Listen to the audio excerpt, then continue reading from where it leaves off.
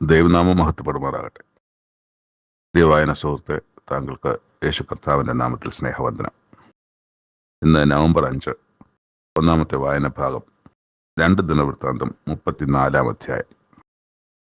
യോശിയാവ് രാജവാഴ്ച തുടങ്ങിയതിനെ സംബന്ധിച്ച് നമ്മൾ കഴിഞ്ഞ ദിവസത്തെ അധ്യായത്തിൻ്റെ അവസാനം വായിച്ചു. യോശിയാവ് വാഴ്ച തുടങ്ങിയപ്പോൾ യോശിയാവിന് 8 വയസ്സേ ഉണ്ടായിരുന്നുള്ളൂ. 31 വർഷമാണ് യെരുശലേമിൽ രാജാവായിരുന്നത്. ഈ രാജാവിനെ കുറിച്ച് പറയുന്നത് യഹോവയ്ക്ക് പ്രസാദമായതുള്ളത് ചെയ്തു എന്നാണ്. തൻ്റെ പിതാവായ ദാവീദിൻ്റെ വഴികളിൽ ഇടത്തോട്ടോ വലത്തോട്ടോ മാറാതെ നടക്കുകയും ചെയ്തു. അവൻ്റെ വാഴ്ചയുടെ 8-ാം ആണ്ടിൽ എന്ന് പറഞ്ഞാൽ 16 വയസ്സുള്ളപ്പോൾ അപ്പോൾ തന്നെ പിതാവായ ദാവീദിൻ്റെ ദൈവത്തെ അന്വേഷിച്ചു തുടങ്ങിയെന്നാണ്. 16 വയസ്സുള്ള സമയത്ത്. പിന്നെ 12-ാം ആണ്ടിൽ, അപ്പം 8ഉം 12ഉം 20 വയസ്സ്.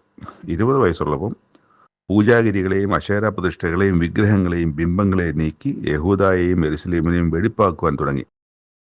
അവൻ കാണെ അവർ ബാൽ വിഗ്രഹങ്ങളുടെ ബലിപീഠങ്ങളെ ഇടിച്ചു കളഞ്ഞു. അവയ്ക്ക് മീതെയുള്ള സൂര്യസ്തംഭങ്ങളെ അവൻ വെട്ടിക്കളഞ്ഞു. അശേര പ്രതിഷ്ഠകളെയും വിഗ്രഹങ്ങളെയും ബിംബങ്ങളെയും തകർത്ത് പൊടിയാക്കി.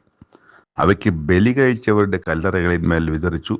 അവൻ പൂജാരികളുടെ അസ്ഥികളെ അവരുടെ ബലിപീഠങ്ങളിൽ മേൽ ദഹിപ്പിക്കുകയും യഹൂദായ യെരുശലേമിലും വെടിപ്പാക്കുകയും ചെയ്തു. ഇവിടെ നമ്മൾ കാണുന്നത് വളരെ നാളത്തെ അവിടുത്തെ പ്രതിഷ്ഠകളെയും ഒക്കെ വെട്ടിക്കളയുന്നതിനെയാണ്. അശേര പ്രതിഷ്ഠ, വിഗ്രഹങ്ങൾ, ബിംബങ്ങൾ, അതിൽ ബലി കഴിച്ചവരുടെ കല്ലറകളിൽ മേൽ വിതറുന്നു. അവൻ പൂജാരികളെ കൊല്ലുന്നു, അവരുടെ അസ്ഥികളെ അവരുടെ ബലിപീഠങ്ങളിൽ മേൽ ദഹിപ്പിക്കുന്നു. ഇന്നത് നമ്മൾ വായിക്കുമ്പോൾ ഇസ്രായേലിൻ്റെ വടക്കേ രാജ്യമായ ഇസ്രായേലിൻ്റെ 1-ാമത്തെ രാജാവായ യൊരോബയാം ദൈവത്തിൻ്റെ ഹിതപ്രകാരം അഹിയാ പുരോഹിതൻ പറയുകയും ചെയ്യുന്നുണ്ട്, നിനക്ക് 10 ഖണ്ഡം തരുന്നു. 10 ഗോത്രമാണ് യൊരോബയാമിന് കൊടുത്തത്. എന്നാൽ ദൈവത്തിൻ്റെ വഴിയിൽ നടക്കാതെ യൊരോബയാം ആദ്യം മുതൽ തന്നെ ദൈവത്തോട് മത്സരിക്കുന്നതാണ് നമ്മൾ കാണുന്നത്. ആ യൊരോബയാം ഒരു തെറ്റ് ചെയ്തത്, ആലയത്തിൽ അവിടെ ധൂപം കാട്ടുവാൻ യാഗപീഠത്തിനരികെ നിൽക്കുന്നൊരു പ്രവൃത്തി ചെയ്യുന്നുണ്ട്. അത് നമ്മൾ വായിക്കുന്നത് 1 രാജാക്കന്മാർ 13-ാം അധ്യായത്തിലാണ്. ലേവ്യർക്ക് അല്ലെങ്കിൽ അഹരോന്യ പുരോഹിതന്മാർക്ക് ചെയ്യേണ്ട ഒരു കാര്യം ചെയ്യാൻ വേണ്ടി അയാൾ തയ്യാറാവുകയും ആ യാഗപീഠത്തിൽ വെച്ചിട്ട് ഈ ഒരു അരുളപ്പാട് നടക്കുകയും ചെയ്യുന്നുണ്ട്. അപ്പം ഇത് നടക്കുമ്പോൾ അവിടെ വെച്ചൊരു ദൈവപുരുഷൻ യഹൂദയിൽ നിന്ന് വരുന്നുണ്ട്. യഹൂദയിൽ നിന്ന് ബഥേലിലാണ് ഇത് സംഭവിക്കുന്നത്. ബഥേലിൽ വരുമ്പോൾ ഇത് കാണുമ്പോൾ ആ ദൈവപുരുഷൻ പറയുന്നൊരു വാക്യമുണ്ട്. അതിൻ്റെ 2-ാമത്തെ വാക്യം 1 രാജാക്കന്മാർ 13:2. അത് നോക്കണം. ഈ സംഭവം നടക്കുന്നതിന് എത്രയോ മുമ്പ് എന്ന് പറഞ്ഞാൽ ആദ്യത്തെ ഇസ്രായേൽ രാജാവിൻ്റെ സമയത്ത്. ആ പുരുഷൻ ഇങ്ങനെയാണ് പറഞ്ഞത്, യാഗപീഠമേ യാഗപീഠമേ, യഹോവ ഇപ്രകാരം അരുളി ചെയ്യുന്നു, ദാവീദ് ഗൃഹത്തിന് യോശിയാവ് എന്ന പേരുള്ളൊരു മകൻ ജനിക്കും. അവൻ നിന്റെ മേൽ ധൂപം കാട്ടുന്ന പൂജാഗിരി പുരോഹിതന്മാരെ നിന്റെ മേൽ വെച്ച് അറുക്കുകയും മനുഷ്യാസ്ഥികളെ നിന്റെ മേൽ ചുട്ടുകളയുകയും ചെയ്യും എന്ന് പറഞ്ഞു. അപ്പം ഇത് അന്നേ പറഞ്ഞതാണ്, ദാവീദ് ഗൃഹത്തിന് യോശിയാവ് എന്ന പേരുള്ളൊരു മകൻ ജനിക്കുമെന്നും ആ മകൻ ഈ പൂജാഗിരി പുരോഹിതന്മാരെ നിന്റെ മേൽ വെച്ച് അറുക്കുകയും മനുഷ്യാസ്ഥികളെ നിന്റെ മേൽ ചുട്ടുകളയുകയും ചെയ്യും എന്ന് പറഞ്ഞതാണ്. അന്നൊരു അടയാളവും കൊടുത്തു. അടയാളം കൊടുത്തത് ഈ യാഗപീഠം പിളർന്ന് അതിന്മേലുള്ള ചാരം തൂകിപ്പോകും. അത് അപ്പം തന്നെ അത് സംഭവിക്കുകയും ചെയ്തു. ആ അടയാളം പറഞ്ഞ അടയാളം ഇത് സംഭവിക്കും എന്നുള്ളതിനുള്ളൊരു അടയാളം എന്ന നിലയ്ക്ക് ആ യാഗപീഠം പിളരുകയും അതിൻ്റെ മേലുള്ള ചാരം തൂകിപ്പോവുകയും ചെയ്യുകയും സംഭവിച്ചു. ഞാൻ പറഞ്ഞു വന്നത്, ഇത് സ്വാഭാവികമായി ഉണ്ടായതല്ല. മനുഷ്യന് വെളിവായി തന്നെ ഉള്ളൊരു കാര്യമാണ്. ഈ യോശിയാവ് എന്ന രാജാവ് യഹൂദ ഗോത്രത്തിൽ അല്ലെങ്കിൽ ദാവീദിൻ്റെ സന്തതി പരമ്പരയിൽ എഴുന്നേൽക്കും എന്നുള്ളതിനെ സംബന്ധിച്ച്. അപ്പം അങ്ങനെ ഈ രാജ്യത്ത് യഹൂദായിൽ മാത്രമല്ല, അങ്ങ് മനശ്ശയുടെയും എഫ്രൈമിൻ്റെയും ശിമയോൻ്റെയും പട്ടണങ്ങളിൽ നഫ്താലി വരെയും ചുറ്റിലും അവരുടെ ശൂന്യസ്ഥലങ്ങളിൽ ചെയ്തു.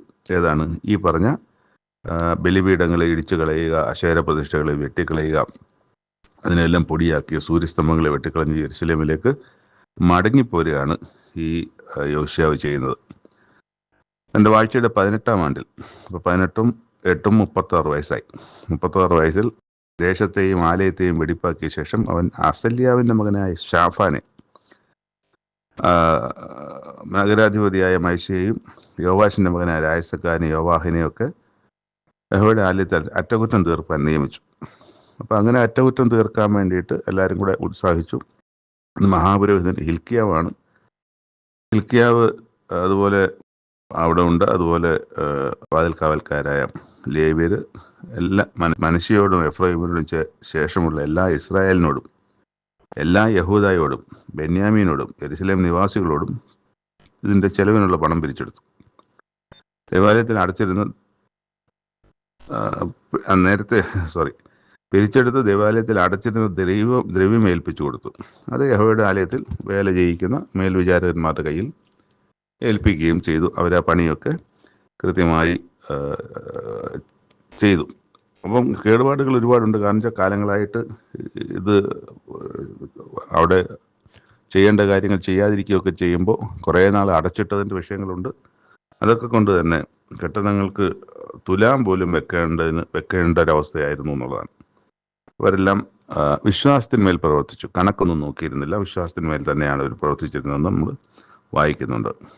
അത് കഴിഞ്ഞിട്ട് ഇതിനിടയ്ക്ക് വളരെ പ്രധാനപ്പെട്ട ഒരു സംഭവം നടക്കുന്നത്, ഹിൽക്കിയാ പുരോഹിതൻ ഈ ആലയമൊക്കെ പരിശോധിക്കുകയും വൃത്തിയാക്കുകയും ചെയ്യുന്ന സമയത്ത് ഒരു ന്യായപ്രമാണ പുസ്തകം കണ്ടെത്തി. പുരോഹിതനാണ് കണ്ടത്, ഹിൽക്കിയാ പുരോഹിതനാണ് കണ്ടെത്തുന്നത്. അത് രായസക്കാരനായ ഷാഫാൻ, ഈ രായസക്കാരൻ എന്ന് പറയുന്നത് ഇംഗ്ലീഷിൽ അതിൽ സ്ക്രൈബ് എന്നാണ് ആ പേര്. എന്നാൽ യഥാർത്ഥത്തിൽ സ്ക്രൈബ് തന്നെ, പക്ഷേ അതേസമയം തന്നെ ഈ പുസ്തകങ്ങളുടെ, ദൈവാലയം സംബന്ധിച്ച, ദൈവത്തെ സംബന്ധിച്ച പുസ്തകങ്ങൾ, അങ്ങനെയുള്ള രേഖകൾ ഒക്കെയും രാജാവിൻ്റെ വൃത്താന്തം അത്രയും കാര്യങ്ങളുടെയൊക്കെയും ഒരു കസ്റ്റോഡിയനാണ് ഈ രായസക്കാരൻ എന്ന് പറയുന്നത്. എന്ന് പറഞ്ഞാൽ ഇന്നത്തെ ലൈബ്രറിയൻ എന്ന് വേണമെങ്കിൽ പറയാം എന്നുള്ളതാണ്. അങ്ങനൊരു രായസക്കാരൻ ഷാഫാൻ്റെ കയ്യിൽ കൊടുത്തു. ഷാഫാൻ പുസ്തകം രാജാവിൻ്റെ അടുക്കൽ കൊണ്ടുചെന്ന് രാജധാനിയിൽ പറഞ്ഞു, ഇതുപോലെ ഒരു പുസ്തകം കിട്ടിയിട്ടുണ്ട്. അപ്പോൾ ഹിൽക്കിയാ പുരോഹിതൻ ഒരു പുസ്തകം എൻ്റെ കയ്യിൽ തന്നിരിക്കുന്നു. എന്നിട്ട് ഷാഫാനോട് വായിച്ചു കേൾക്കാൻ പറയും. വായിച്ചു. ഷാഫാൻ അത് രാജസന്നിധിയിൽ വായിക്കുകയാണ്. യോശിയ രാജാവ് അത് കേട്ടിട്ട്, അതഞ്ച് കാലങ്ങളായിട്ട് ഈ ഒരു പുസ്തകത്തെ കാണുകയോ ഈ പുസ്തകത്തിൻ്റെ വിവരങ്ങൾ ആ തലമുറകളിൽപ്പെട്ട പല രാജാക്കന്മാരെ അറിയാതിരിക്കുകയും ചെയ്യുന്നൊരു സമയത്താണ് ഈ രാജാവ്, യോശിയ രാജാവ് വായിച്ചു കേൾക്കുന്നത്. അപ്പോൾ തന്നെ രാജാവ് വസ്ത്രം കീറി തന്നെ താഴ്ത്തുകയാണ്. അയ്യോ, ഞങ്ങൾക്ക് വലിയ തെറ്റ് പറ്റിപ്പോയി എന്ന് മനസ്സിലാക്കുകയാണ്. എന്നിട്ട് പറഞ്ഞത്, നിങ്ങൾ ചെന്ന് കണ്ടുകിട്ടിയിരിക്കുന്ന ഈ പുസ്തകത്തിലെ വാക്യങ്ങളെക്കുറിച്ച് എനിക്കും ഇസ്രായേലിനും യഹൂദായിലും ശേഷിച്ചിരിക്കുന്നവർക്കും വേണ്ടി യഹോവയുടെ അരുളപ്പാട് ചോദിപ്പിൻ എന്ന് പറയാം. അപ്പോൾ അവർ ആ ഹിൽക്കിയാവിനോടും ബാക്കി ഉണ്ടായിരുന്ന ആൾക്കാരോടൊക്കെയാണ് ഇത് പറയുന്നത്. ഈ പുസ്തകത്തിൽ എഴുതിയിരിക്കുന്നതൊക്കെയും അനുസരിച്ച് നടക്കത്തക്കവണ്ണം നമ്മുടെ പിതാക്കന്മാർ യഹോവയുടെ വചനത്തെ പ്രമാണിക്കാതെ ഇരുന്നത് കൊണ്ട് നമ്മുടെ മേൽ ചൊരിഞ്ഞിരിക്കുന്ന യഹോവയുടെ കോപം വലുതല്ലോ. അങ്ങനെ ഹിൽക്കിയാവും രാജാവ് നിയോഗിച്ചവരും ഒക്കെ ചെന്നിട്ട് ഈ ഹുൽദ എന്ന പ്രവാചകയുടെ അടുക്കൽ ചെന്നു.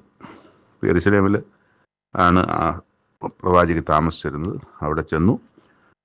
എന്നിട്ട് അവിടെ ചെന്നപ്പം ദൈവത്തിൻ്റെ അരുളപ്പാട് ആ ഹുൽദ പ്രവാചകി പറയുന്നത്, നിങ്ങളെ എൻ്റെ അടുക്കൽ അയച്ച പുരുഷനോട് നിങ്ങൾ പറയേണ്ടത് എന്തെന്നാൽ, യഹോവ ഇപ്രകാരം അരുളി ചെയ്യുന്നു, ഞാൻ ഈ സ്ഥലത്തിനും നിവാസികൾക്കും യഹൂദ രാജാവിന് മുമ്പാകെ വായിച്ചു കേൾപ്പിച്ച പുസ്തകത്തിൽ എഴുതിയിരിക്കുന്ന സകല ശാപങ്ങളുമായ അനർത്ഥം വരുത്തും. അവർ എന്നെ ഉപേക്ഷിച്ച് തങ്ങളുടെ സകല പ്രവർത്തികളാലും എനിക്ക് കോപം വരത്തക്കവണ്ണം അന്യദൈവങ്ങൾക്ക് ധൂപം കാട്ടിയത് കൊണ്ട് എൻ്റെ കോപം ഈ സ്ഥലത്തിൽ ചൊരിയും, അത് കെട്ടുപോവുകയുമില്ല. എന്നാൽ യഹോവയോട് ചോദിപ്പാൻ നിങ്ങളെ അയച്ച യഹൂദ രാജാവിനോട് നിങ്ങൾ പറയേണ്ടതെന്നാൽ, നീ കേട്ടിരിക്കുന്ന വചനങ്ങളെക്കുറിച്ച് ഇസ്രായേൽ ദൈവമായ യഹോവ ഇപ്രകാരം അരുളി ചെയ്യുന്നു, ഈ സ്ഥലത്തും നിവാസികൾക്കും വിരോധമായുള്ള ദൈവത്തിൻ്റെ വചനങ്ങൾ നീ കേട്ടപ്പോൾ നിന്റെ ഹൃദയം അലിഞ്ഞ് നീ അവൻ്റെ മുമ്പാകെ നിന്നെ തന്നെ താഴ്ത്തുകയും എൻ്റെ മുമ്പാകെ നിന്നെ തന്നെ താഴ്ത്തി നിന്റെ വസ്ത്രം കീറി എൻ്റെ മുമ്പാകെ കരയുകയും ചെയ്യുക കൊണ്ട് ഞാനും നിന്റെ അപേക്ഷ കേട്ടിരിക്കുന്നു. ഞാൻ നിന്നെ നിന്റെ പിതാക്കന്മാരോട് ചേർത്തുകൊള്ളും. നീ സമാധാനത്തോടെ നിന്റെ കല്ലറയിൽ അടക്കപ്പെടും. ഞാൻ ഈ സ്ഥലത്തിനും നിവാസികൾക്കും വരുത്തുവാൻ പോകുന്ന അനർത്ഥമൊന്നും നിന്റെ കണ്ണ് കാണുകയുമില്ല എന്ന് രാജാവിനെ ബോധിപ്പിക്കാൻ പറഞ്ഞു. അത് രാജാവിനെ ആ മറുപടി ബോധിപ്പിക്കുകയും ചെയ്തു. ഇത് സംഭവിക്കുന്നതെല്ലാം വളരെ അത്ഭുതകരമായിട്ടേ നമുക്കിത് കാണാനൊക്കെ ഉള്ളൂ. അത് കഴിഞ്ഞിട്ട് ഇവിടെ നമ്മളൊരു ഇതിൽ നിന്ന് വിട്ട ഒരു കാരണം, ഈ വിഷയമായിട്ട് ബന്ധപ്പെടാത്ത എന്നാൽ ദൈവികമായൊരു സത്യം ഇതിനകത്തുള്ളത്, ഞാൻ ഈ സ്ഥലത്തിനും നിവാസികൾക്കും വരുത്തുവാൻ പോകുന്ന അനർത്ഥമൊന്നും നിന്റെ കണ്ണ് കാണുകയില്ല. അപ്പോൾ ഇവിടെ യോശിയ രാജാവ് മരിക്കുന്നതിന് ശേഷമേ ഈ കാര്യങ്ങളൊക്കെ സംഭവിക്കുകയുള്ളൂ എന്നാണ് ഇവിടെ പറയുന്നത്. എന്നാൽ പൊതുവെ ജനത്തിൻ്റെ ഇടയിൽ ഒരു ധാരണ, മനുഷ്യൻ്റെ ഇടയിലുള്ളൊരു ധാരണ, മരിച്ച ശേഷം ജീവിച്ചിരിക്കുന്ന ഒരു ആത്മാവുണ്ടെന്നും ആ ആത്മാവിന് ശരീരമില്ലെങ്കിലും ഭൂമിയിൽ നടക്കുന്ന താൻ വിട്ടേച്ചു പോയ തൻ്റെ ബന്ധുമിത്രാദികളുടെയും മക്കളുടെയും തലമുറകളുടെയും ഒക്കെ കാര്യങ്ങൾ കാണാൻ കഴിയും, അറിയാൻ കഴിയും എന്നൊരു ചിന്ത പൊതുവേ ഉണ്ട്. ഇവിടെ എന്താ എഴുതിയിരിക്കുന്നത്? നീ ഈ അനർത്ഥമൊന്നും കാണുകയില്ല എന്നാണ്. അപ്പം ജീവിച്ചിരിക്കുമ്പോഴായാലും മരിച്ചതിന് ശേഷമായാലും, ജീവിച്ചിരിക്കുമ്പോൾ മാത്രമേ ഇത് കാണാൻ കഴിയുള്ളൂ എന്നും മരിച്ച ശേഷം ഒന്നും അറിയാനൊക്കത്തില്ല എന്നുമുള്ള സത്യമാണ് നമ്മളിവിടെ വായിക്കുന്നത്. മരണശേഷം അയാൾ ഒന്നും അറിയുന്നില്ല എന്നൊരു സത്യം ആ വാക്യത്തിനകത്തൂടെ നമുക്ക് വായിച്ച് മനസ്സിലാക്കാൻ കഴിയും. അത് ഈ പുസ്തകത്തിൽ, സങ്കീർത്തന പുസ്തകങ്ങളിലും കൃത്യമായി പറയുന്നുണ്ട്. അതിനുശേഷം, മരിച്ചതിന് ശേഷം അവന് ഒരു ഓഹരിയുമില്ല, അവൻ്റെ ഓർമ്മ മാഞ്ഞു പോകുന്നുവല്ലോ, അവനൊന്നും അറിയുന്നില്ല എന്ന് സങ്കീർത്തന പുസ്തകങ്ങളിൽ പറയുന്നുണ്ട്. ഈ ഒരു സന്ദർഭത്തിൽ ഈ ഒരു സത്യം ഇതിനകത്ത് കണ്ടതിനെ വായനക്കാർക്കും അല്ലെങ്കിൽ നമുക്ക് ഓരോരുത്തർക്കും ഒന്നുകൂടെ അറിയുന്ന കാര്യം തന്നെയാണ്. എന്നാൽ അത് ഈ ഒരു വാക്യത്തിനിടയ്ക്ക് അങ്ങനൊരു സത്യം ഒളിഞ്ഞു കിടപ്പുണ്ട് എന്ന് ഓർമ്മിപ്പിക്കാൻ വേണ്ടി മാത്രം അത് പറഞ്ഞു എന്ന് മാത്രം. പിന്നെ നമ്മൾ കാണുന്നത്, രാജാവ് ആളയച്ച യഹൂദായിലും യെരൂശലേമിലുമുള്ള മൂപ്പന്മാരെ എല്ലാം കൂട്ടിവരുത്തി അവരെല്ലാവരും ആബാലവൃദ്ധം സർവ്വജനവും ദൈവത്തിൻ്റെ ആലയത്തിൽ വന്നു. ഈ കണ്ടുകിട്ടിയ ന്യായപ്രമാണ പുസ്തകം അല്ല നിയമപുസ്തകത്തിലെ വാക്യങ്ങളൊക്കെ അവർ വായിച്ചു കേൾപ്പിച്ചു. രാജാവ് തൻ്റെ സ്ഥാനത്ത് നിന്നുകൊണ്ട് പറയുകയാണ്, താൻ യഹോവയെ അനുസരിക്കുകയും അവൻ്റെ കൽപ്പനകളും ചട്ടങ്ങളും സാക്ഷ്യങ്ങളും പൂർണ്ണ മനസ്സോടും പൂർണ്ണ ഹൃദയത്തോടും കൂടെ പ്രമാണിച്ചു നടക്കുകയും ഈ പുസ്തകത്തിൽ എഴുതിയിരിക്കുന്ന നിയമത്തിൻ്റെ വചനങ്ങൾ ആചരിക്കുകയും ചെയ്യുമെന്ന് യഹോവയുടെ മുമ്പാകെ ഒരു നിയമം ചെയ്തു പരസ്യമായിട്ട്. അപ്പോൾ യെരൂശലേമിലും ബെന്യാമീനിലും ഉണ്ടായിരുന്നവരൊക്കെയും അതിനോട് യോജിച്ചു. യെരൂശലേം നിവാസികൾ തങ്ങളുടെ പിതാക്കന്മാർ ദൈവത്തിൻ്റെ നിയമപ്രകാരം ചെയ്യുകയും ചെയ്തു. യോശിയാവ് ഇസ്രായേൽ മക്കൾക്കുള്ള സകല ദേശങ്ങളിൽ നിന്നും സകല മ്ലേച്ഛതകളെ നീക്കിക്കളഞ്ഞ് ഇസ്രായേലിൽ നിന്നുള്ളവരെല്ലാം തങ്ങളുടെ ദൈവമായ യഹോവയെ സേവിപ്പാൻ സംഗതി വരുത്തി. അവൻ്റെ കാലത്തൊക്കെയും അവർ തങ്ങളുടെ പിതാക്കന്മാർ ദൈവമായ യഹോവയെ വിട്ടുമാറിയില്ല. ഈ യോശിയാവ് ചെയ്ത പ്രവൃത്തി യഹൂദായിൽ മാത്രമല്ല, വടക്കേ രാജ്യമായ ഇസ്രായേലിലും, അവിടെ എഫ്രൈമിലും മലനാട്ടിലും അതുപോലെ തന്നെ നഫ്താലിയിൽ, ദാനിൽ, അവിടെ എല്ലാം ഈ പ്രവൃത്തി ചെയ്തു. കാരണം ഇന്ന് അവിടെ രാജാവില്ലാത്തത് കൊണ്ട് തന്നെ അവിടെ എതിർക്കാനും ആരുമില്ല. അപ്പം അതുകൊണ്ട് ഈ രാജാവ് തന്നെ ഇസ്രായേൽ തന്നെയാണല്ലോ എല്ലാം. അതുകൊണ്ട് അത് മനസ്സിലാക്കി ആ പ്രദേശങ്ങളിലുള്ള ഈ വിഗ്രഹങ്ങളെയൊക്കെയും തകർത്ത് അവിടെയും ഒരു ശുദ്ധീകരണം നടത്തുവാൻ തക്കവണ്ണം യോശിയാ രാജാവ് പ്രവർത്തിക്കുകയാണ്. അവിടെ രാജാവില്ല എന്നുള്ളതാണ് അതിനകത്ത് പ്രവർത്തിക്കാൻ്റെ സ്വാതന്ത്ര്യം യോശിയാ രാജാവിന് ലഭിക്കുന്നത്. അപ്പം നമ്മൾ ഇവിടെ 34-ാം അധ്യായത്തിൽ വായിച്ചതിന് തുടർച്ചയായിട്ട് നാളെ 35-ാമത്തെ അധ്യായത്തിലും യോശിയാ രാജാവിൻ്റെ പ്രവർത്തനങ്ങളും പ്രവൃത്തികളൊക്കെ കുറിച്ച് നമുക്ക് വീണ്ടും തുടർന്നും വായിക്കാൻ കഴിയും. രണ്ടാമത്തെ വായനാഭാഗം ഹോശയ 2-ാം അധ്യായം. അവിടെ ദൈവത്തിൻ്റെ അരുളപ്പാട് ഹോശയ പ്രവാചകനിലൂടെ പറയുന്നത്, നിങ്ങളുടെ സഹോദരന്മാർക്ക് അമ്മി എന്നും നിങ്ങളുടെ സഹോദരിമാർക്ക് രൂഹമ എന്നും പേർ വിളിക്കും എന്ന് പറഞ്ഞാൽ, സഹോദരന്മാർക്ക് വിളിക്കുന്ന പേര് എൻ്റെ ജനം, രൂഹമ എന്നാൽ കരുണ ലഭിച്ചവൾ. അപ്പം ഈ ജനത്തിന് ഈ പേരുകൾ വിളിക്കും. വ്യവഹരിപ്പിൻ, നിങ്ങളുടെ അമ്മയോട് വ്യവഹരിപ്പിൻ. അമ്മയെന്ന് പറയുന്നത് ഇസ്രായേലിനെ സംബന്ധിച്ചാണ് പറയുന്നത്. അവളെൻ്റെ ഭാര്യയല്ല, ഞാൻ അവളുടെ ഭർത്താവുമല്ല. അവൾ പരസംഗം ചെയ്യുന്നവളാണ്, അവൾ വ്യഭിചാരം ചെയ്യുന്നതാണ്. ഇതൊക്കെ ഇസ്രായേലിൻ്റെ അന്യദൈവങ്ങളുടെ പുറകെയുള്ള അന്യദൈവങ്ങളുടെ ആരാധനയും അന്യദൈവ വിശ്വാസവുമാണ് ഇവിടെ പറയുന്നത്. ഈ ഭർത്താവ്, മറ്റൊരു ഭർത്താവ് എന്ന് പറയുന്നതും ഒക്കെ, അല്ലെങ്കിൽ മറ്റ് ജാരന്മാരെന്ന് പറയുന്നതൊക്കെ പലവിധ ദൈവങ്ങളെയാണ് പറയുന്നത്. എന്നിട്ട് പറയാണ്, ശിക്ഷ പറയുന്നുണ്ട്, ഞാൻ അവളെ വസ്ത്രം അയച്ച് നഗ്നയാക്കി ജനിച്ച ദിവസത്തിലെ പോലെ നിർത്തുകയും അവളെ മരുഭൂമിയും വരണ്ട നിലവും പോലെ ആക്കി ദാഹം കൊണ്ട് മരിപ്പിക്കുകയും ചെയ്യും. ഞാൻ അവളുടെ മക്കളോട് കരുണ കാണിക്കുകയില്ല, അവർ പരസംഗത്തിൽ ജനിച്ച മക്കളല്ല. അപ്പോൾ ഇസ്രായേൽ ദൈവത്തെ വിട്ടുമാറി അന്യദൈവങ്ങളുടെ പുറകെ പോവുകയും ആ അന്യദൈവങ്ങളുടെ ആരാധനയിലിരിക്കുമ്പോൾ, അല്ലെങ്കിൽ ഈ യഹോവ ദൈവത്തെ ത്യജിച്ച് ജീവിക്കുന്ന സമയത്ത് ജനിച്ച മക്കളായതുകൊണ്ടാണ് അവരെ പരസംഗത്തിൽ ജയിച്ച മക്കളെന്ന് പറയുന്നത്. അതുകൊണ്ട് അവൾ ലജ്ജ പ്രവർത്തിച്ചു. എനിക്ക് അപ്പവും വെള്ളവും ആട്ടുരോമവും ശണവും എണ്ണയും പാനീയവും തരുന്ന എൻ്റെ ജാരന്മാരുടെ പിന്നാലെ ഞാൻ പോകുമെന്ന് പറഞ്ഞല്ലോ. ഇവിടെ ദൈവം പറയുന്നുണ്ട്, നിന്റെ കയ്യിൽ ഇപ്പോൾ ആട്ടുരോമം ഇഷ്ടംപോലെ ഉണ്ട്, അപ്പമുണ്ട്, എണ്ണയുണ്ട്, പാനീയമുണ്ട്, ഒക്കെ ഉണ്ട്, ഇഷ്ടംപോലെ സമൃദ്ധിയായിട്ടുണ്ട്. പക്ഷെ ഇതെല്ലാം ഞാൻ തന്നതാണെന്ന് നീ മനസ്സിലാക്കുന്നു. ഞാൻ തന്ന ഈ സമൃദ്ധിയെ നീ ഈ അന്യദൈവങ്ങൾക്ക് കൊടുക്കാൻ വേണ്ടി കൊണ്ടുപോകുന്നു എന്നുള്ള കുറ്റം ദൈവയോട് പറയുന്നുണ്ട്. ഇങ്ങനെ ഇസ്രായേലിൻ്റെ ശോച്യാവസ്ഥയെ സംബന്ധിച്ച് ദൈവം അരുളി ചെയ്യുന്നുണ്ട്. അതിന് ശിക്ഷ വരാനിരിക്കുന്ന ന്യായവിധിയെ സംബന്ധിച്ചൊക്കെയും ദൈവം അരുളി ചെയ്യുന്നുണ്ട്. അപ്പോൾ പറയുന്നതാണ്, ഞാൻ എൻ്റെ ആദ്യത്തെ ഭർത്താവിൻ്റെ അടുക്കൽ മടങ്ങിപ്പോകും എന്ന് പറയുന്നുണ്ട്. ഇന്നത്തേക്കാൾ അന്ന് എനിക്ക് ഏറെ നന്നായിരുന്നല്ലോ. അപ്പം അങ്ങനെ നന്നായിരുന്ന സ്ഥാനത്ത് അത് ദൈവം തന്നെ ഇങ്ങനെ പറയുന്നുണ്ട്, അവൾക്ക് ധാന്യവും വീഞ്ഞും എണ്ണയും നൽകിയതും ബാലിന് വേണ്ടി ഉപയോഗിച്ച് അവളുടെ വെള്ളിയും പൊന്നും വർദ്ധിപ്പിച്ചു ഞാനെന്ന് അവൾ അറിഞ്ഞില്ല. അതുകൊണ്ട് തൽക്കാലത്തേക്ക് എൻ്റെ ധാന്യവും തത്സമയത്ത് എൻ്റെ വീഞ്ഞും ഞാൻ മടക്കിയെടുക്കുകയും, അപ്പോൾ ഒരു ബുദ്ധിമുട്ടിലേക്ക്, ദാരിദ്ര്യത്തിലേക്ക്, ഇല്ലായ്മയിലേക്ക് ദൈവം അവരെ എത്തിക്കുകയാണ്. ആ സമയത്താണ് പറയുന്നത്, ഞാൻ എൻ്റെ ആദ്യത്തെ ഭർത്താവിൻ്റെ അടുക്കൽ മടങ്ങി. അപ്പം അങ്ങനെ ദൈവത്തിൻ്റെ അടുക്കലേക്ക് മടങ്ങി വരുന്നവരെ കുറിച്ചാണ് പിന്നീടുള്ള ഭാഗത്ത് പറയുന്നത്.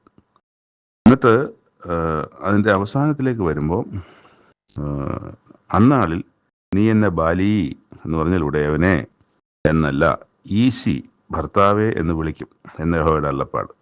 ഞാൻ ബാൽ വിഗ്രഹങ്ങളുടെ പേരുകളെ അവളുടെ വായിൽ നിന്ന് നീക്കിക്കളയും. ഇനി ആരും അവയെ പേർ ചൊല്ലി സ്മരിക്കുകയുമില്ല. അപ്പം നല്ലതിൻ്റെ, നന്മയുടെ ഭാഗത്തേക്ക് അവർ വരുന്നതിനെ സംബന്ധിച്ചുള്ള പ്രത്യാശയുടെ വാക്കുകളാണ് ഈ 2-ാം അധ്യായത്തിൻ്റെ പകുതി മുക്കാൽ ഭാഗം എത്തുമ്പോൾ നമ്മൾ വായിക്കുന്നത്. ആ ദൈവങ്ങളെ ഇനി അവരാരും അനുസ്മരിക്കത്തില്ല. അന്നാളിൽ ഞാൻ അവർക്ക് വേണ്ടി കാട്ടിലെ മൃഗങ്ങളോടും ആകാശത്തിലെ പക്ഷികളോടും നിലത്തിലെ ഇഴജാതികളോടും ഒരു നിയമം ചെയ്യും.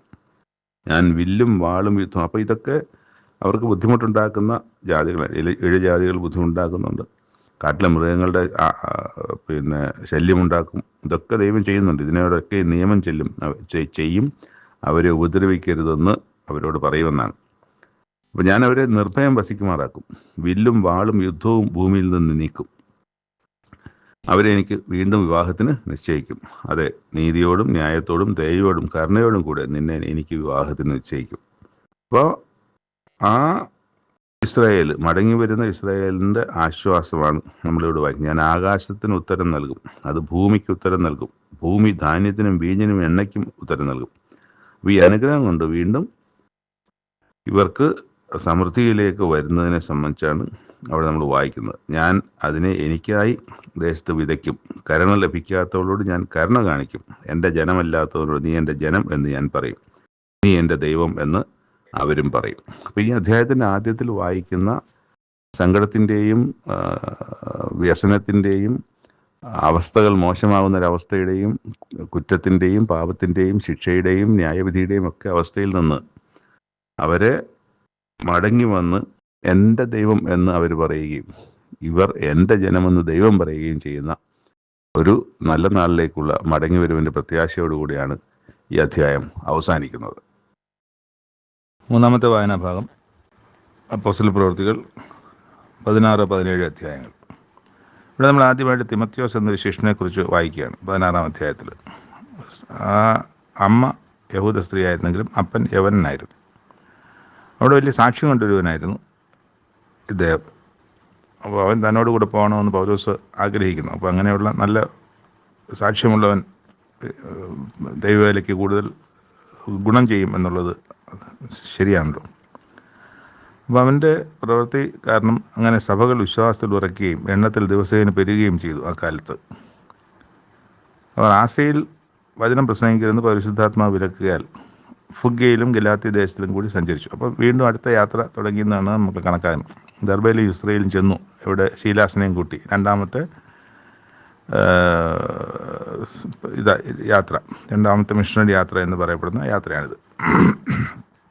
അപ്പോൾ ബിഥുന്യയ്ക്ക് പോയപ്പോൾ യേശുവിൻ്റെ ആത്മാവ് അവരെ സമ്മതിച്ചില്ല. പിന്നെ മക്കദോന്യയ്ക്ക് കടന്നു വന്ന് ഞങ്ങളെ സഹായിക്കുമെന്ന് അപേക്ഷിക്കുന്ന ഒരു ദർശനം കണ്ടു. അപ്പം അങ്ങനെ കണ്ടിട്ട് അവരോട് സുവിശേഷം അറിയിപ്പാൻ ദൈവം ഞങ്ങളെ വിളിച്ചിരിക്കുന്നു എന്ന് നിശ്ചയിച്ചു. ഞങ്ങൾ ഉടനെ മക്കതോന്യയ്ക്ക് പുറപ്പെടുവാൻ ശ്രമിച്ചു. അങ്ങനെ ഞങ്ങൾ ത്രോവാസിൽ നിന്ന് കപ്പൽ നീക്കി. അപ്പം ഞങ്ങൾ എന്ന വാക്ക് ഈ അധ്യായത്തിൽ പല സ്ഥലത്തുണ്ട്, ഒരുപാട് സ്ഥലത്തുണ്ട്. അപ്പോൾ അവിടെ നമ്മൾ എന്താണ് മനസ്സിലാക്കേണ്ടത്? ഞങ്ങൾ എന്ന് പറയുമ്പോൾ ഇത് എഴുതിയ ആളും ഈ പുസ്തകം എഴുതിയ ആളും ആ കൂട്ടത്തിൽ ഉണ്ടായിരുന്നു എന്നുള്ളതാണ്. പുസ്തകം എഴുതിയ ലൂക്കോസാണ്. അപ്പോൾ ഈ അപ്പോസ്തല പ്രവൃത്തികളിൽ നല്ലൊരു പ്രവൃത്തി ലൂക്കോസിൻ്റെ പേര് കാണാൻ പാടായിരിക്കും. പക്ഷേ ഞങ്ങൾ എന്ന് പറയുന്നിടത്ത് ലൂക്കോസ് കൂടി ഉണ്ടെന്നുള്ളത് നമ്മൾ മനസ്സിലാക്കണം. അവിടുന്ന് ഫിലിപ്പിയിലേക്ക് ചെന്നു. ഇത് മക്കതോന്യക്കാരുടെ ഒരു പട്ടണമായിരുന്നു. അവിടെ കുറച്ച് ദിവസം താമസിച്ചു. അവിടെ ഒരു പ്രാർത്ഥനാ ഗോപുരം സ്ഥലമുണ്ടായിരുന്നു. ലുദിയ എന്ന പേരുള്ള സ്ത്രീ, ഒരു രക്താംബരം വിൽക്കുന്ന ഒരു സമ്പത്തൊക്കെയുള്ള പണമൊക്കെ ഉള്ള സ്ത്രീയായിരുന്നു. അവൾ ദൈവഭക്തരായ സ്ത്രീ അത് കേട്ടുകൊണ്ടിരുന്നു. പൗലോസ് സംസാരിച്ച് ശ്രദ്ധിക്കേണ്ടതിന് കർത്താവ് അവളുടെ ഹൃദയം തുറന്നു. അവളും കുടുംബവും സ്നാനമേറ്റു. അവർ കുറച്ച് ദിവസം അവരുടെ പാർക്കണമെന്ന് നിർബന്ധിച്ച് അങ്ങനെ അവരോട് പാർത്തു. അപ്പോൾ അവിടെ വെച്ച് വെളിച്ചപ്പാടത്തി പ്രാർത്ഥനാ സ്ഥലത്ത് പോകുമ്പോൾ കാണുന്നുണ്ട്. അവളാണെങ്കിൽ ഇവരുടെ പുറകെ നടന്ന് പൗലോസിൻ്റെ പിന്നാലെ വന്ന്, ഈ മനുഷ്യർ അത്യുന്നതനായ ദൈവത്തിൻ്റെ ദാസന്മാർ രക്ഷാമാർഗം നിങ്ങളോട് അറിയിക്കുന്നവർ എന്ന് വിളിച്ചു പറഞ്ഞു. പൗലോസ് മുഷിച്ച് തിരിഞ്ഞ് അവളെ നോക്കിയിട്ട് പറഞ്ഞു, അവളുടെ ലോകത്തോട് പറഞ്ഞു, നീ വിട്ടുപോകാൻ പറഞ്ഞു.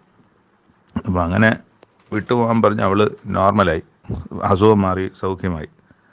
അപ്പോൾ ഇത് അവരുടെ ഈ ഒരു സ്ത്രീ അവിടുത്തെ ഒരു പ്രധാനപ്പെട്ട സാമ്പത്തിക സ്രോതസ്സായിരുന്നു. ഇവളിങ്ങനെയൊക്കെ പറയുമ്പോഴത്തേക്ക് അവിടുത്തെ ആളുകൾ പറയുന്നതനുസരിച്ച് പണവും സാധനങ്ങൾ മേടിക്കലും ഒക്കെ ഉണ്ടായിരുന്നു. അപ്പം അങ്ങനെ പൗലോസിനെ ശീലാസിനെയും പിടിച്ച് അന്തസ്ഥലത്ത് പ്രമാണികളുടെ അടുക്കലേക്ക് വലിച്ചൊഴിച്ചു കൊണ്ടുപോയി. അപ്പം അവിടെ ഒരു വലിയ പുരുഷാരം അവരുടെ നേരെ ഇളകി. അവർ വസ്ത്രം പരിച്ചൊരിഞ്ഞ് കോൽ കൊണ്ടുവരെ അടുപ്പിപ്പാൻ കൽപ്പിച്ചു. വളരെ അടുപ്പിച്ച ശേഷം അടവിലാക്കി കാരാഗ്രഹ പ്രമാണിയെ സൂക്ഷിപ്പാൻ പറഞ്ഞു. അർദ്ധരാത്രിക്ക് പൗലോസും ശീലാസും പ്രാർത്ഥിച്ച് ദൈവത്തെ പാടി സ്തുതിച്ചു. അപ്പോൾ തടവുകാർ ശ്രദ്ധിച്ചുകൊണ്ടിരുന്നു. പെട്ടെന്ന് വലിയൊരു ഭൂകമ്പം ഉണ്ടാവുകയും കാരാഗ്രഹത്തിൻ്റെ അടിസ്ഥാനം കുലുങ്ങി കാരാഗ്രഹത്തിൻ്റെ വാതിലൊക്കെ തുറന്ന് എല്ലാവരും ചങ്ങല അഴിഞ്ഞ് വീഴുകയും കാരാഗ്രഹ പ്രാണി ഉണർന്ന് കാരാഗ്രഹത്തിൻ്റെ വാതിൽ തുറന്നിരിക്കുന്നത് കണ്ടു. അപ്പം അങ്ങനെ, അയ്യോ ഇനി ഞാൻ ജീവിച്ചിരുന്നൊരു കാര്യമില്ല, രാജാവ് എന്നെ കൊല്ലും, പിന്നെ വാളൂരി തന്നെത്താൻ കൊല്ലുവാൻ ശ്രമിച്ചു. അപ്പം പൗലോസ് പറഞ്ഞു, നിനക്കൊരു ദോഷം ചെയ്തത്, ഞങ്ങൾ ആരും പോയിട്ടില്ല, എല്ലാവരും ഇവിടെ തന്നെ ഉണ്ടല്ലോ എന്ന് പറഞ്ഞു. അപ്പം അയാൾക്ക് മേലിൽ ഭയമായി. യജമാനന്മാർ രക്ഷപ്രാപിപ്പാൻ ഞാൻ എന്ത് ചെയ്യണമെന്ന് ചോദിച്ചു. കർത്താവ് യേശു ക്രിസ്തു വിശ്വസിച്ച് നീയും നിൻ്റെ കുടുംബവും രക്ഷപ്രാപിക്കുമെന്ന് പറഞ്ഞു.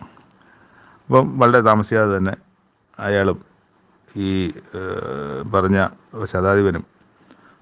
ശതാധിപനല്ലേ കാരാഗ്രഹ പ്രമാണിയും അയാളുടെ കുടുംബമൊക്കെ സ്നാനമേറ്റു എന്നാണ് നമ്മൾ വായിക്കുന്നത്. അപ്പോൾ ദൈവത്തിൽ വിശ്വസിച്ചതിൽ അവർ വീടടക്കം അവർ സന്തോഷിച്ചു. പിന്നെ നേരം വെളുത്തപ്പോഴത്തേക്ക് ആൾക്കാർ വന്ന് അവരെ കൊണ്ടുപോകാൻ ശ്രമിച്ചു. പക്ഷെ അവർ പറഞ്ഞു, പിന്നെ റോമ പൗരന്മാരെ നിങ്ങൾ വിചാരണ കൂടെ ശിക്ഷിക്കുന്നത് ശരിയാണോ എന്ന് ചോദിച്ചു. അപ്പോൾ റോമ പൗരന്മാരാണെന്ന് കണ്ടപ്പോഴത്തേക്ക് അവർക്ക് ആകെ ഭയമായി. അവർ പറഞ്ഞ് വളരെ കാല് പിടിച്ച് ഒരു പരുവത്തിന് അവരങ്ങ് കൊണ്ടുപോയി. 17-ാം അധ്യായത്തിൽ അംഫിപ്പോലിസിലും അപ്പന്നോനിയും കൂടി കടന്ന് തെസ്സലോനിക്കയിലെത്തി. ഇപ്പോൾ തെസ്സലോനിക്ക സഭയെക്കുറിച്ച് നമ്മൾ ഇതിനകത്ത് തെസ്സലോനിക്കർക്ക് ലേഖനം 1, 2 മറ്റ് പുസ്തകങ്ങളുണ്ട്. അപ്പോൾ ആ തെസ്സലോനിക്കയിലെത്തിനെ കുറിച്ച് നമ്മളോട് വായിക്കുന്നുണ്ട്.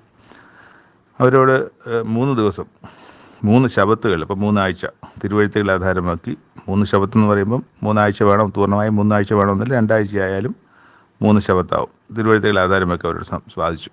ക്രിസ്തു നഷ്ടം അനുഭവിക്കുകയും മരിച്ചു ഉയർത്തെഴുന്നേൽക്കുകയും ചെയ്യേണ്ടതെന്നും ഞാൻ നിങ്ങളോട് അറിയിക്കുന്ന യേശു തന്നെ ക്രിസ്തു എന്നും തെളിയിച്ച് വിവരിച്ചുകൊണ്ടിരുന്നു. അവർ ഒരുപാട് പേര് സ്ത്രീകൾ, മാന്യരായ സ്ത്രീകളൊക്കെ വിശ്വസിച്ചു. പൗലോസിനും ശീലാസിനോടും ചേർന്നു. യഹൂദന്മാർ ഇവിടെയും പ്രശ്നമുണ്ടാക്കി. അവർ പുരുഷാരത്തെ ഇളക്കി ഇവരിവിടെയും വന്ന് അവിടെ നേരത്തെയുള്ള സ്ഥലത്ത് ദോഷമുണ്ടാക്കിയവരെ അവരിവിടെയും വന്നിരിക്കുകയാണ്. ഇവിടെയും അവരൊക്കെ യേശു എന്ന് മറ്റൊരു രാജാവ് എന്ന് പറയുന്നുണ്ട്. കൈസറുടെ നിയമങ്ങൾക്ക് പ്രതികൂലമായി യേശുവാണ് രാജാവ് എന്ന് പറയുന്ന ആൾക്കാരാണ് ഇവരെന്നൊക്കെ പറഞ്ഞ് ആകെ പ്രശ്നമുണ്ടാക്കി. അപ്പോൾ സഹോദരന്മാരിത് മനസ്സിലാക്കിയിട്ട് അവർ രാത്രി തന്നെ പൗലോസിനെയും ശീലാസിനെയും രാത്രി തന്നെ ബെരോവയ്ക്ക് പറഞ്ഞയച്ചു. ബെരോവയിലെത്തിയപ്പോൾ അവർ യഹൂദന്മാർ പള്ളിയിലൊക്കെ പോയി. അവർ തെസ്സലോനിക്കയിലുള്ളവരെക്കാൾ ഉത്തമന്മാരായിരുന്നു കാരണം തെസ്സലോനിക്കയിലുള്ളവരെക്കാൾ ഉത്തമന്മാരായെന്ന് പറയുന്നത് അവർ വചനം പൂർണ്ണ ജാഗ്രതയോടെ കൈക്കൊണ്ടതല്ലാതെ അതങ്ങനെ തന്നെയോ എന്ന് ദിനം പ്രതി തിരുവഴുത്തുകളെ പരിശോധിച്ചു വന്നു. ഇത് ക്രിസ്തീയ വിശ്വാസികളെ സംബന്ധിച്ച് യേശുവിനെ ഉയർത്തുന്ന ബൈബിൾ കൊണ്ടു നടക്കുന്ന ആളുകൾക്ക് വളരെ പ്രധാനപ്പെട്ടൊരു കാര്യമാണ്. കേൾക്കുന്ന കാര്യം, അറിയുന്ന കാര്യങ്ങൾ വിശ്വാസയോഗ്യമാണോ, അത് യഥാർത്ഥത്തിൽ ദൈവം പറഞ്ഞിട്ടുള്ളതാണോ, ക്രിസ്തു പറഞ്ഞിട്ടുള്ളതാണോ, ബൈബിളിലുള്ളതാണോ എന്ന് അന്വേഷിക്കുക. അതാണ് ഇവിടെ എഴുതിയിരിക്കുന്നത്. അവർ വചനം പൂർണ്ണ ജാഗ്രതയോടെ കൈക്കൊണ്ടതല്ലാതെ അത് അങ്ങനെ തന്നെയോ എന്ന് തിരുവഴുത്തുകളെ ദിനംപ്രതി തിരുവഴുത്തുകളെ പരിശോധിച്ചു. അപ്പോൾ ഇവർ പറയുന്നതൊക്കെ തിരുവഴുത്തുകൾ അവരുടെ കയ്യിലുള്ള ന്യായപ്രമാണ പുസ്തകവും പ്രവാചക പുസ്തകങ്ങളും അതുപോലെ തന്നെ സങ്കീർത്തന പുസ്തകങ്ങളും ഒക്കെ പരിശോധിച്ചത് അങ്ങനെ തന്നെയാണോ എന്ന് പരിശോധിച്ചിട്ടാണ് ഇവരത് വിശ്വസിച്ചത്. അവരിൽ മാന്യരായവരും സ്ത്രീകളിലും പുരുഷന്മാരും അനേകം പേരും അത് വിശ്വസിച്ചു. അങ്ങനെ പിന്നെ കാണുന്നത് അവർ അഥേനയോളം കൊണ്ടുപോയി ശീലാസും തിമത്തിയോസും കഴിയുന്ന വേഗത്തിൽ തൻ്റെ അടുക്കൽ വരണമെന്നുള്ള കൽപ്പന വാങ്ങി മടങ്ങിപ്പോന്നു. അപ്പോൾ അഥേന വരെ അവരെ കൊണ്ടുവന്നാക്കി. അഥേനയിൽ പൗലോസ് അവർക്കായി കാത്തിരിക്കുമ്പോൾ അപ്പോൾ അവരെ വേറെ വഴിക്ക് വിട്ടു. ശീലാസിനെയും തിമത്തിയോസിനെയും അഥേനയിൽ തിരിച്ചു വരിക എന്ന് പറഞ്ഞിട്ട് അവിടെ ബിംബങ്ങളെല്ലാം നിറഞ്ഞ് അങ്ങനെ ചൂട് പിടിച്ചിരിക്കുന്നൊരു അവസ്ഥ കണ്ടു. ബിംബങ്ങളാണ്, ഭയങ്കരമായ ബിംബങ്ങൾ, ഒരുപാട് ബിംബങ്ങൾ ആരാധിക്കുന്നത്, പലതരം ബിംബങ്ങൾ. ഒരു മനുഷ്യൻ തന്നെ ഒരുപാട് ബിംബങ്ങളെ ആരാധിക്കുന്ന അത് കണ്ടു. അത് അഥേന എന്ന് പറഞ്ഞാൽ ഏതൻസ് എന്ന് പറയുന്ന അഥേനയാണത്. അവർ ഗ്രീസിൻ്റെ തലസ്ഥാനമാണ് ഏതൻസ്. ഇന്ന് നമ്മൾ അറിയപ്പെടുന്ന ഗ്രീസിൻ്റെ ക്യാപിറ്റലാണ് ഏതൻസ്. ആ അഥേന എന്ന് പറയുമ്പോൾ ഇന്നത്തെ ഏതൻസിൻ്റെ ചുരുക്കമായ ഒരു സ്ഥലമായിരിക്കത്തില്ല. ആ ഒരു ദേശം മുഴുവനും അഥേന എന്നായിരിക്കാം പറയുന്നത്, അറിയില്ല. എന്തായാലും ആ ലൊക്കേഷൻ അതാണ്. അപ്പോൾ ഇത് കണ്ടിട്ട് പൗലോസ് അപ്പോസ്തലൻ ചൂട് പിടിച്ചിട്ട് അവരോടൊക്കെയും ഇത് സംസാരിക്കുന്നുണ്ട്. അപ്പോൾ പൗലോസ് ഈ പറയുന്ന കാര്യങ്ങൾ എന്താണെന്ന് അറിയാൻ വേണ്ടിയിട്ട് അപ്പോൾ അവരൊന്ന് കൂടി അവർ അവിടെ വാദിക്കുകയൊക്കെ ചെയ്തു. അപ്പം യേശു ക്രിസ്തുവിൻ്റെ പുനരുത്ഥാനത്തെക്കുറിച്ച് പ്രസംഗിക്കൊണ്ട് ഇവൻ ദേവതകളെ ഘോഷിക്കണമെന്ന് തോന്നുന്നുവെന്ന് മറ്റേ ചിലരൊക്കെ പറഞ്ഞു. അപ്പോൾ അവർക്ക് ഒരു അവസരം ഉണ്ടായി. അവർ അരയോപക മധ്യേ നിന്നുകൊണ്ട്, അരയോപക സ്ഥാനം എന്നാണ് അവിടെ അതിനെ പറയുന്നത്. അപ്പോൾ അവിടെ നിന്ന് അഥേന പുരുഷന്മാരെ നിങ്ങൾക്ക് എല്ലാറ്റിലും അതിഭക്തന്മാർ എന്ന് ഞാൻ കാണുന്നു. ഞാൻ ചുറ്റി നടന്ന് നിങ്ങളുടെ പൂജാസ്ഥാനങ്ങളെ നോക്കുമ്പോൾ അജ്ഞാത ദേവന് എന്നെഴുത്തുള്ള ഒരു വേദിക്കല്ല് കണ്ടു. അപ്പോൾ ഇവിടെ വളരെ തന്മയത്വമായി ബുദ്ധിപൂർവ്വം പറയുന്നൊരു കാര്യമാണ് നമ്മളിവിടെ കാണുന്നത്. അജ്ഞാത ദേവന് എന്നെഴുത്തുള്ള ഒരു വേദിക്കല്ല് കണ്ടു. എന്നാൽ നിങ്ങൾ അറിയാതെ പൂജിക്കുന്നത് തന്നെ ഞാൻ നിങ്ങളോട് അറിയിക്കുന്നു. നിങ്ങൾ അറിയാതെ, അജ്ഞാത ദേവൻ എന്ന് പറഞ്ഞ് അറിയാതെ പൂജിക്കുന്നതിനെയാണ് ഞങ്ങൾ അറിഞ്ഞുകൊണ്ട് പൂജിക്കുന്നതെന്ന് സമർത്ഥിച്ചാണ് അവിടെ ഈ കാര്യങ്ങളെ അവതരിപ്പിക്കുന്നത്. ലോകവും അതിലുള്ളതൊക്കെ ഉണ്ടാക്കിയ ദൈവം സ്വർഗത്തിലും ഭൂമിക്കും നാഥനാകുകൊണ്ട് കൈപ്പണിയായ ക്ഷേത്രങ്ങളിൽ വാസം ചെയ്യുന്നില്ല. താൻ എല്ലാവർക്കും ജീവനും ശ്വാസവും സകലവും കഴിവുള്ളവനാകയാൽ വല്ലതിനും മുട്ടുള്ളവനെന്ന പോലെ മനുഷ്യൻ്റെ കൈ കൊണ്ട് എന്തെങ്കിലും അരിയോ എണ്ണയോ മറ്റു സാധനങ്ങളോ സ്വർണമോ ഒന്നും ആവശ്യവും പണമൊന്നും ആവശ്യമില്ല. ഭൂതലങ്ങളിലൊന്നും കുടിയിരിപ്പാൻ ഒരുത്തിൽ നിന്ന്, അവിടെ പറയുന്നത് ആദമിൽ നിന്നുള്ളതാണ്. ഒരുത്തിൽ നിന്ന് മനുഷ്യജാതിയൊക്കെ ഉണ്ടാക്കി അവരുടെ നിവാസത്തിന് അതിരുകളും കാലങ്ങളും നിശ്ചയിച്ചു. അവർ ദൈവത്തെ തപ്പി നോക്കി കണ്ടുപത്തുമോ എന്ന് അവനെ അന്വേഷിക്കേണ്ടതിന് തന്നെ. അവൻ നമ്മിൽ ആർക്കും അകന്നിരിക്കുന്നവനല്ല, നിങ്ങൾക്കും എനിക്കും അകന്നിരിക്കുന്നവനല്ല ഈ സർവശക്തനായ ദൈവം, അല്ലെങ്കിൽ ഞങ്ങൾ പറയുന്ന ദൈവം, അല്ലെങ്കിൽ നിങ്ങൾ അജ്ഞാത ദേവൻ എന്ന് പറയുന്ന ഈ ദൈവം. നിങ്ങൾ അജ്ഞാതൻ എന്ന് പറയുന്നെങ്കിലും നിങ്ങൾക്കും മറഞ്ഞിരിക്കുന്നവനല്ല. അപ്പോൾ അതിനെക്കുറിച്ചൊക്കെയാണ് പറയുന്നത്. എന്നാൽ ഒരു പ്രധാനപ്പെട്ട കാര്യം പറയുന്നത്, അറിയായ്മയുടെ കാലങ്ങളെ ദൈവം ലക്ഷ്യമാക്കാതെ ഇപ്പോൾ എല്ലായിടത്തും എല്ലാവരും മാനസാന്തരപ്പെടണമെന്ന് മനുഷ്യരോട് കൽപ്പിച്ചിരിക്കുന്നു. താൻ നിയമിച്ച പുരുഷൻ മുഖാന്തരം, യേശുക്രിസ്തു മുഖാന്തരം ലോകത്തെ രക്ഷിപ്പാൻ, നീതിയിൽ ന്യായം വിധിപ്പാൻ അവൻ ഒരു ദിവസത്തെ നിശ്ചയിച്ചു. അവനെ മരിച്ചവരിൽ നിന്ന് ഉയർത്തെഴുന്നേൽപ്പിച്ചതിനാൽ എല്ലാവർക്കും അതിൻ്റെ ഉറപ്പും കിട്ടി. അപ്പം മരിച്ചവരുടെ പുനരുത്ഥാനം എന്ന് കേട്ടപ്പോൾ അവർ കളിയാക്കിയൊക്കെ വിട്ടു. എന്നാൽ അതിൻ്റെ പ്രസംഗം പിന്നെ കേൾക്കാമെന്ന് പറഞ്ഞു വിട്ടു. അവിടെ കെട്ടിയിടലോ തല്ലു കൊടുക്കലോ ഒന്നും ഉണ്ടായില്ല. പൗലോസ് അവിടെ നടുവിൽ നിന്ന് പോയി. എന്നാൽ ചില പുരുഷന്മാർ അവനോട് ചേർന്ന് വിശ്വസിച്ചു. അവരിൽ അരയോപകസ്ഥാനിയായ ദിയോന്യോന്യോസും, അപ്പോൾ ഈ അരയോപ സ്ഥാനത്തിൻ്റെ സ്ഥാനിയായ ദിയോന്യോസും ദമരീസ് എന്നു പേരുള്ള സ്ത്രീയും മറ്റു ചിലരും ഉണ്ടായിരുന്നു. അപ്പോൾ പ്രധാനപ്പെട്ട ആളുകളൊക്കെ തന്നെ അവിടെ വിശ്വാസത്തിലേക്ക് വന്നിരിക്കുന്നു എന്നുള്ളതാണ് നമ്മൾ മനസ്സിലാക്കുന്നത്. അപ്പോൾ ഇവിടെ നമ്മൾ മനസ്സിലാക്കേണ്ടത്, ദൈവത്തിൻ്റെ വേലയും സംബന്ധിച്ച് പുറപ്പെട്ടാൽ അത് റിസൾട്ട് ഉണ്ടാകും. കാരണം അതിൻ്റെ നാഥൻ ദൈവമാണ്. പുറപ്പെടാനുള്ള മനസ്സ് നമുക്കുണ്ടെങ്കിൽ ഇത് വിശ്വസിക്കാനുള്ള ആളുകളെയും കൂട്ടുന്ന ജോലി അത് ദൈവം എൻ്റെ ഭംഗിയായി കൃത്യമായി ചെയ്യും എന്നുള്ളതിന് ഒരു വലിയ തെളിവാണിത്. പക്ഷേ അത് അന്നത്തെ ആദ്യ നൂറ്റാണ്ടാണ്. യേശുക്രിസ്തുവിൻ്റെ മരണം കഴിഞ്ഞുള്ള അടുത്ത കാലങ്ങളാണ്. ഇവരിൽ നിന്ന് അത്ഭുതങ്ങളും അടയാളങ്ങളും സംഭവിക്കുന്നുണ്ട്.